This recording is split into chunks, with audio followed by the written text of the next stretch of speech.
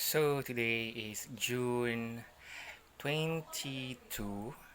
I forgot what day it is, but I know it's been more than 3 months since quarantine started. And look at my hair. It's has grown a lot since then. But now finally, I finally get to go to a barber shop to have this trimmed down, cut down, finally look really, you know, more look more or less look less beastly than it already is. So here we go. Wish me luck. I hope I do get a haircut.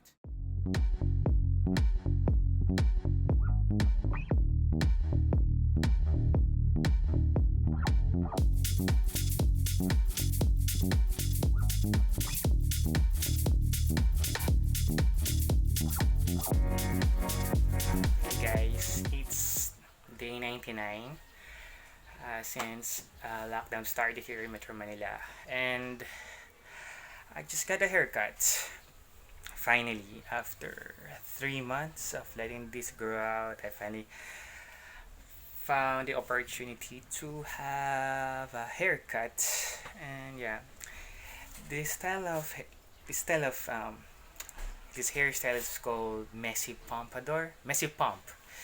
But I guess pump is short for pompadour. It's something that I really want to have. So it's nice to do something different with your hair after do making safe choices. I always ask for something that shouts smart casual or business casual, because to be quite honest, I'm not really familiar with men's haircuts or men's hairstyles. So I don't know what to tell how to tell the barber every time I go to a barber shop on what particular style that I want them to have on my hair, or I want them to do on how they want to do my hair. So yeah, I'm not sure I quite like it. Maybe if I let it grow out, maybe it will take uh, shape, because it's a little too clean over here. So yeah, it's there's some fade, but I think I kind of like it. Just and I have to let it grow out because it looks like I'm wearing a toupee. and then my forehead really shows. So anyway, it's been a while since I got back to work. It's been 3 weeks. I'm heading into my fourth week of returning to work. It's never been easy, but last week me and my dad were able to figure something out on in terms of how to get out of the on how to get home together, so I don't have to rely on public transport as much, because we all both want to leave the office very early, our respective offices. And yeah, it's very difficult for the most part, but I think we managed to make it work. um, and on the one hand, I heard that public transportation or some form of public transportation will be resuming under some special regulations starting this week. I heard, but I don't know the specifics, and I don't know how it would work exactly. And knowing how public transportation works here in Metro Manila, at the very least, it's uh, it's gonna be disastrous. It's going to be chaotic, and it's already chaotic now because not a lot of people are unable to get to their respective places of work because there's no public transport at all, nor going city to city, uh, whether it's jeepneys or buses. And depending on where you are, where you live, on your locality, some localities offers free rides. And yeah, but that's also not sufficient enough for the thousands of workers who have to go through, have to take the same routes, going to the same places of work, which is usually a few places here in the national capital region of Metro Manila. Sometimes it's Manila, sometimes it's Makati, sometimes it's Quezon City or parts of Quezon City.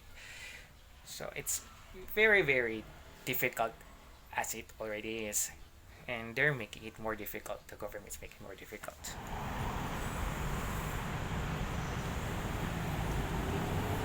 it's day 106 of our ongoing uh, general community quarantine, or what it was once was a extreme, enhanced, generalized, extended, uh, general community quarantine, a.k.a. total lockdown. So yes, it's been more than 100 days already since quarantine began here in Metro Manila, and then later to the rest of the Philippines. And yeah, 100 more than 100 days later, and 34,000 positive cases later, we're still far from being in a state where things can go back to an actual normal.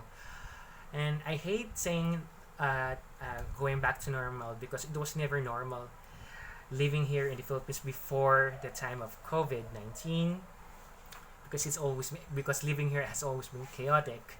Traffic's bad, the infrastructure, the on public transportation is bad, uh, and our politics are bad, our government is bad.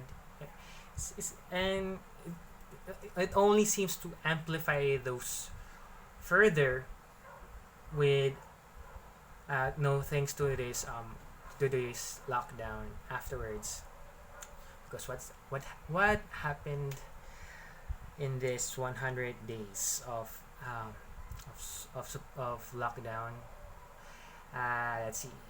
The numbers of positive cases started to go up ever since the government opted to ease down on restrictions, allowed people to return to work, and some semblance of normality were brought back.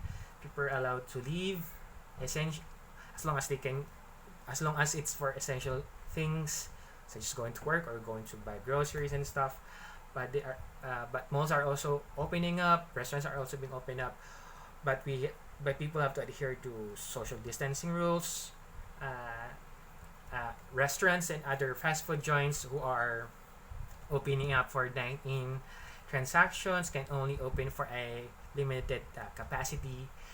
And yeah, but everywhere else, from where I've been on the road with my dad, every time I get home from work, I think not a lot of people are doing that.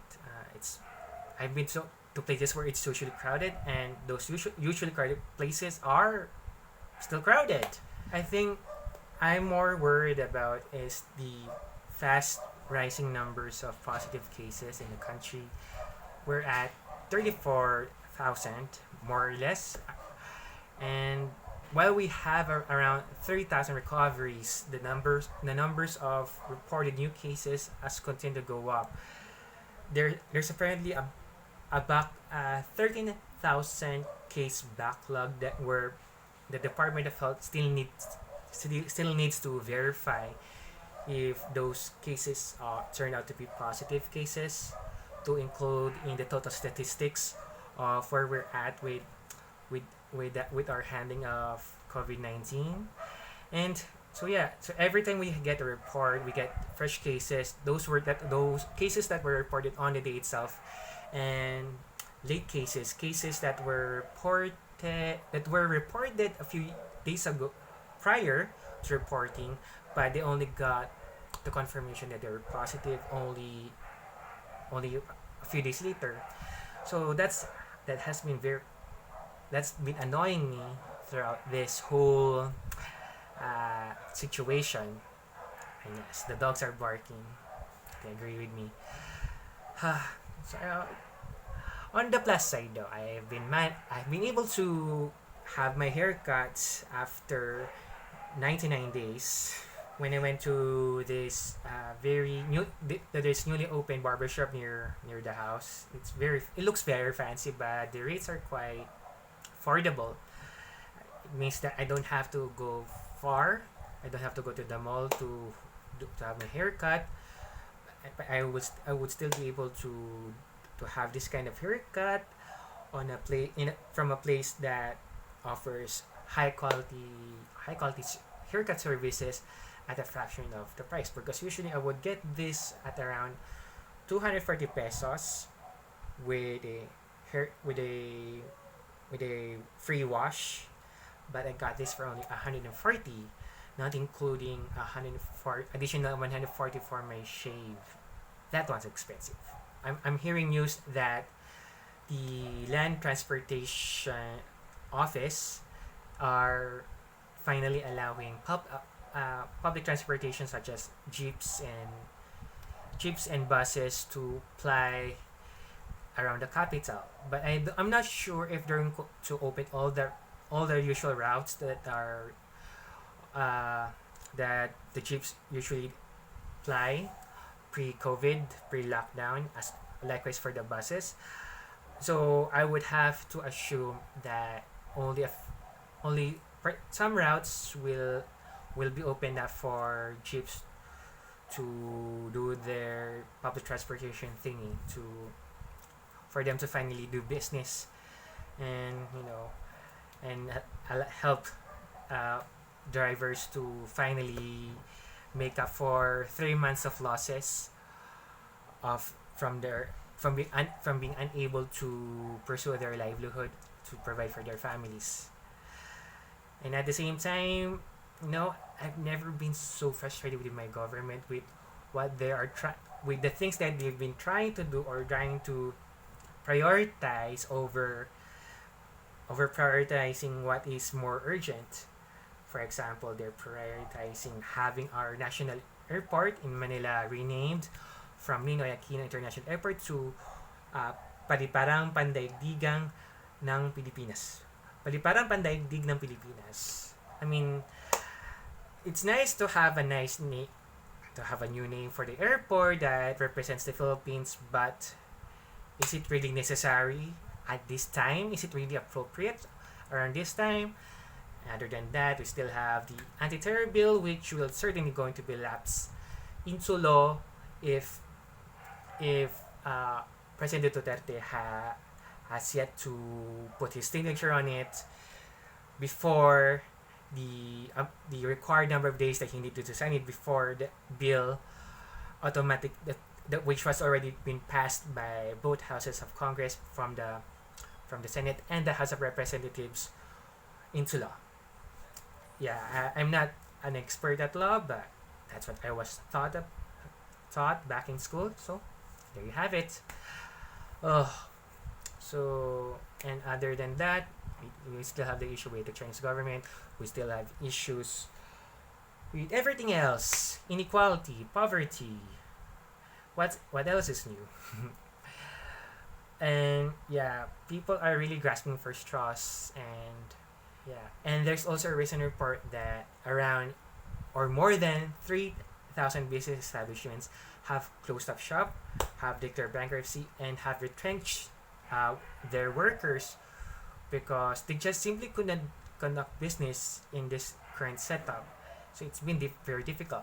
As much as everyone wants to open up the economy again, it is simply not possible. But all these little easements that the government has done, I don't think has resulted in anything else other than the increase of positive cases for whatever reason.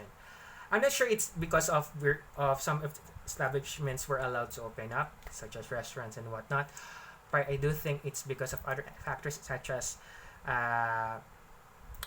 this government program apparently initiated by one of our senators, Senator Bongo. He has this program where all our overseas workers who came home from the Philippines after being on quarantine for so long were allowed back to their respective home provinces. But I don't know if there was ever some sort of coordination with all the respective local governments concerned, from the provincial level to the local level, on how to handle these arrivals.